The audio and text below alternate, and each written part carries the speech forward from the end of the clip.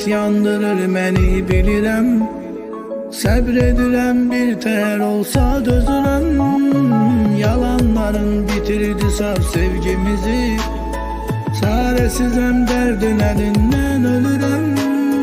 Yalanların bitirdi saf sevgimizi, çaresizəm dərdin əlindən ölürəm.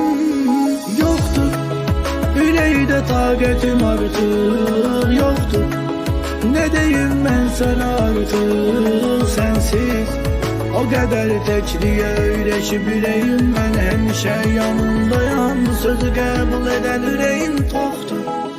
Sənə qarşı bu kinim, bu nifrətim çoxdur. Bilərək qəlbimə attığın o iz oxdur. Daha heç söyləməyə bircə sözüm, canım gözüm, məndə dözüm yoxdur.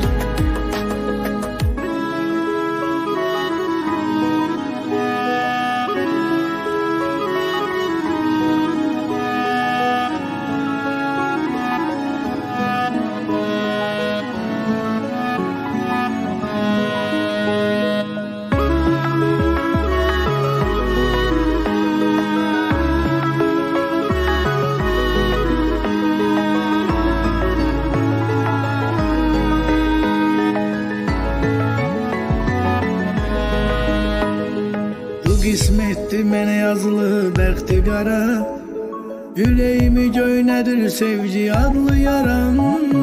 Bilirəm peşman olmusan izlərimə, düşmə məni narahat etmə nə də ki aram. Bilirəm peşman olmusan izlərimə, düşmə məni narahat etmə nə də ki aram.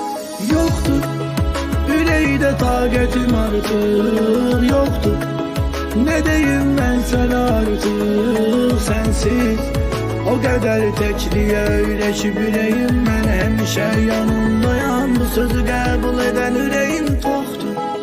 Sənə qarşı bu kinim, bu nifrətim çoxdur. Bilərək qəlbimə attığın o iz oxdur.